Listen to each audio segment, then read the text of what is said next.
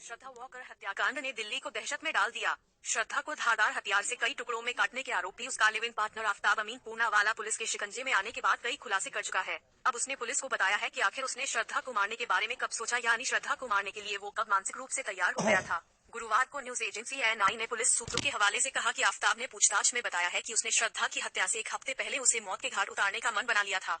Delhi police के सूत्रों के हवाले से बताया गया है कि आफ्ताब ने कहा, 18 मई को हत्या से करीब 1 हफ्ते पहले मैंने श्रद्धा को मारने के बारे में मन बना लिया था। यहाँ तक कि उस दिन श्रद्धा और मेरी लड़ाई हुई थी। मैं उसे मारने के लिए पूरी तरह से तैयार था, लेकिन तभी अचानक वो भावुक हो गई और रोने लगी, इसलिए मैं थोड़ी देर के लिए रुक गया। आफ्ताब ने कहा कि विश्वसनीयता को लेकर उसकी पार्टनर उस पर संदेह करती थी।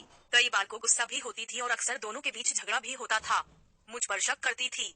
आफ्ताब ने दिल्ली पुलिस को बताया है, मैं अक्सर फोन पर किसी से बातचीत करता था, जिसकी वजह से उसे इस रिलेशनशिप को लेकर मेरे कमिटमेंट पर शक था।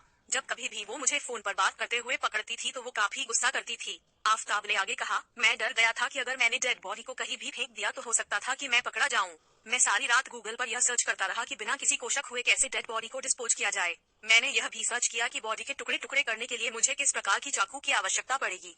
आफ्ताब ने वेब सीरीज और क्राइम से जुड़े शो देखने की बात भी कबूली है। उसने कहा, मुझे क्राइम पर वेब सीरीज और फिल्में देखने का शौक है। इस तरह के शो देखते हुए मुझे बॉडी पार्ट्स को सुरक्षित रखने और श्रद्धा के परिजनों और उसके दोस्तों की आंखों में धूल झोंकने का आइडिया मिला। किसी को कोई शक न हो इसके लिए हत्या के बाद मैं श्रद्धा के इंस्टाग्राम पर पोस्ट डाला करता था। मैंने यह सब कुछ खुद ही किया है।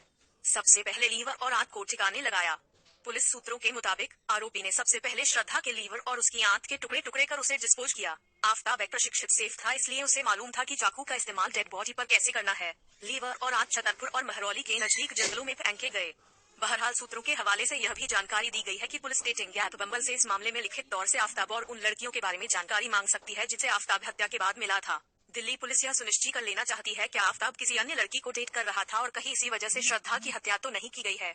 श्रद्धा का सिर अभी नहीं मिला। सूत्र दिल्ली पुलिस ने इससे पहले कहा था कि आफ्ताब द्वारा ठिकाने लगाए गए 12 बॉडी पार्ट्स को बरामद किया गया है। आरोपी को छतरपुर इलाके के जंगलों में इन बॉडी पार्ट्स की खोजबीन के लिए लाया गया था। जो बॉडी पार्ट्स मिले हैं उसे अभी लैब में परीक्षण के लिए भेजा गया है। सूत्रों के हवाले से कहा गया है कि अभी मृतक लड़की का सिर नहीं मिला है।